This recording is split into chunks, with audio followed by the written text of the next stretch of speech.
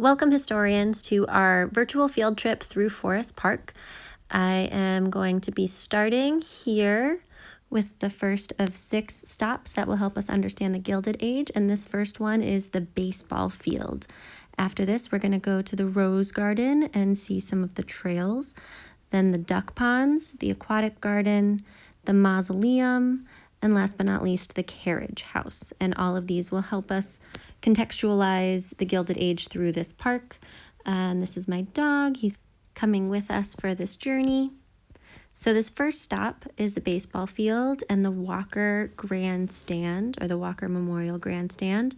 It's across the way from where Sear Arena is and where the water park is. And it's always open for anybody to go on in, hang out in these bleachers. So let's take a little journey inside.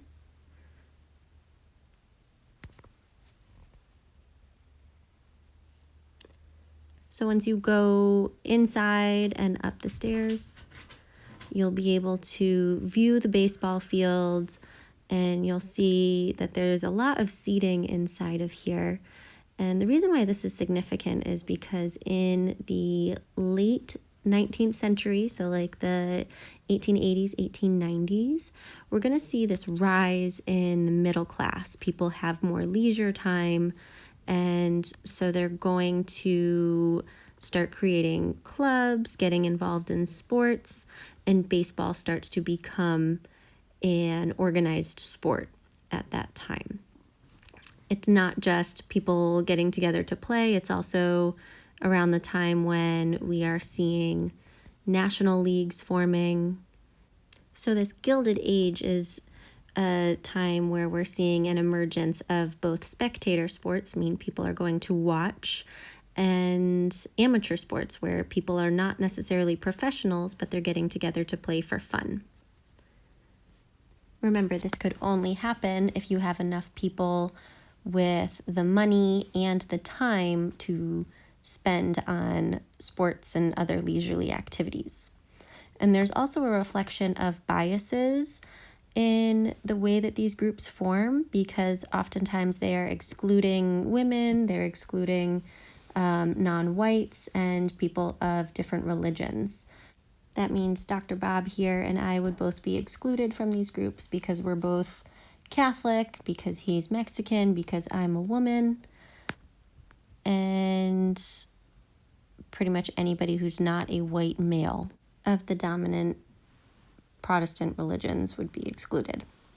So we're going to head to our next stop, and on our way there, we're going to pass by some of the scenic aspects of the park. We've got all of the trees, and in a little bit, we're also going to pass by that rose garden on our left that I told you about.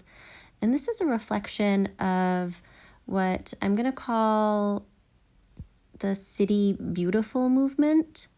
I am not sure if that's the exact term for it, but the person who helped design the Springfield Forest Park is a famous person in this time period who's pretty much a city architect. Here's that rose garden on the left here. It's really beautiful with all of these archways and the gazebo. Definitely a good spot for picnics or taking pictures. So back to the architect. Frederick Law Olmsted was his name. And he is famous across the United States for going into cities and helping to build parks that retained a natural look, but were also useful for people to enjoy. And he also was famous for other architectural feats as well. And this comes at the taxpayer's expense because now they have to pay for its upkeep, but they do get the benefit of having these wonderful parks and even jobs for people who are now working as part of the city government, keeping these parks up. Right? It became very important to people living in the United States that they have some tie to the natural landscape, some ability to enjoy the fresh air. And like I said, now that we had a strong middle class, they're going to have a lot more leisure time to spend in parks like these. And now we are getting into our third stop, which is the duck ponds. So we're going to use the duck ponds to remember about conservationism. This is going to be a national movement as well to try to preserve natural landscapes and protect wildlife.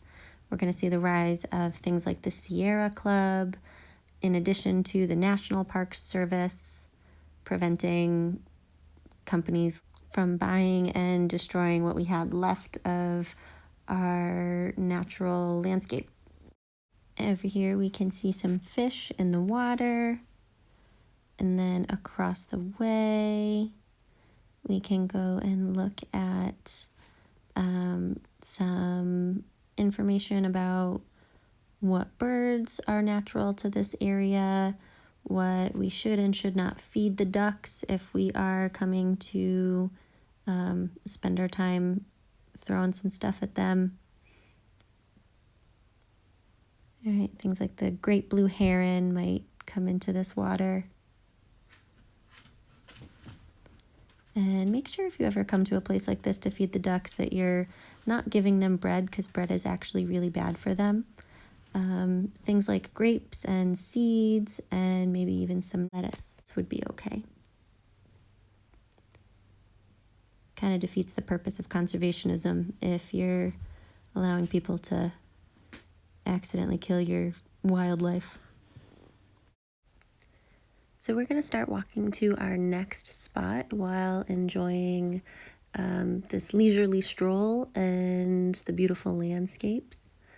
Right? When we think about the leisure and the landscape, remember we're thinking about conservationism and the City Beautiful movement from this time period.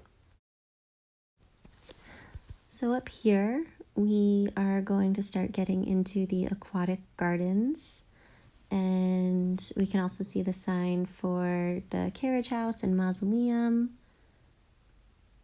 which we can get through either by turning right or even by going through these aquatic gardens here. So these are kind of like lily ponds. The reason why we have these here is actually because Eliza Barney, Everett's wife, loved lotus flowers. So they used to own this land before it became public property, and he had them, well, he as in Mr. Everett Barney, had them built for her in what was their yard.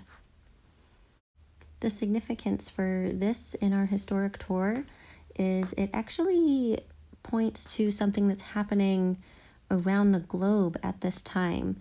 The United States is expanding its trade interests into the Pacific Ocean and over into Asia. We had recently started trading with Japan. We actually forced Japan to start trading with us. It was pretty isolated before then. And so you'll notice that these plants aren't native to this area. You don't usually see lotus flowers in New England. And we can actually even see later on in this walk through the aquatic gardens, there are some Japanese-inspired bridges.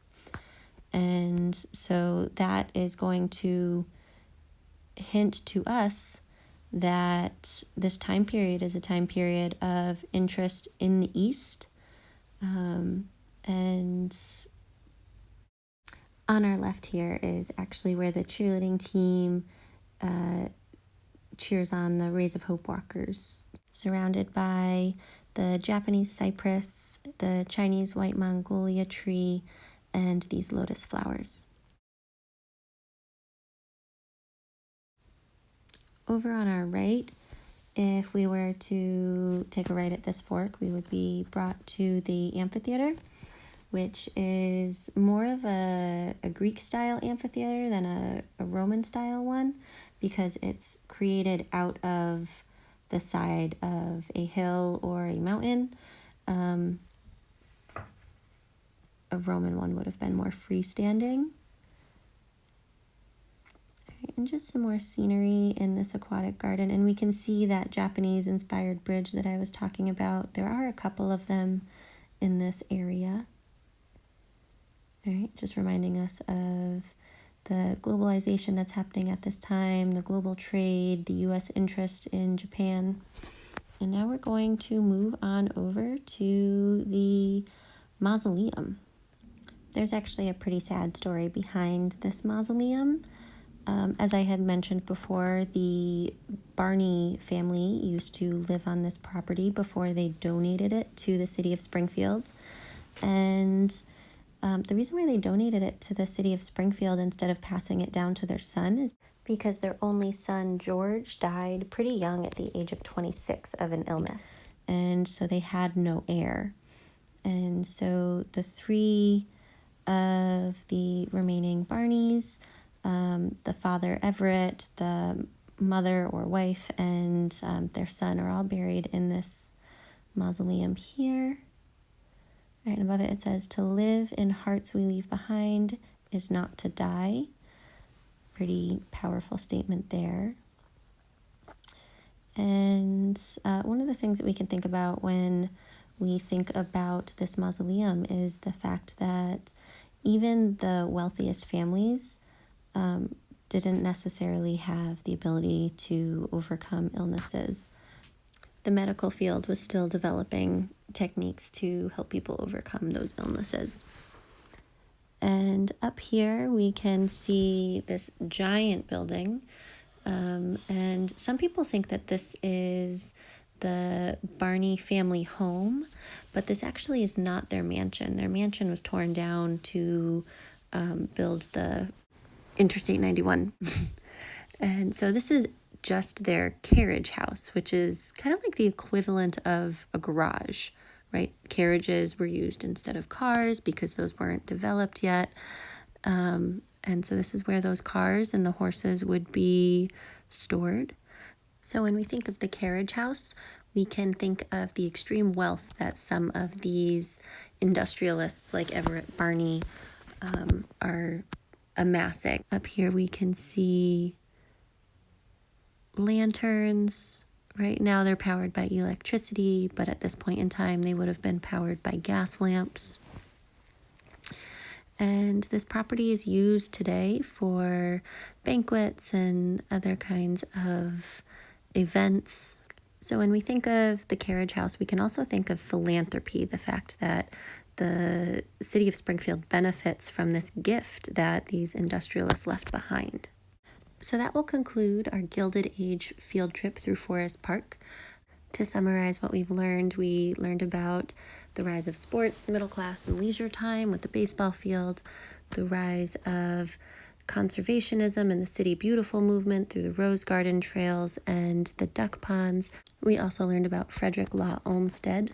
We also saw that globalization and interest in the Eastern Hemisphere with the aquatic gardens, the mortality and illnesses in the mausoleum, and the great wealth that a lot of these industrialists like the Barneys acquired and then donated back to people in society through philanthropic donations.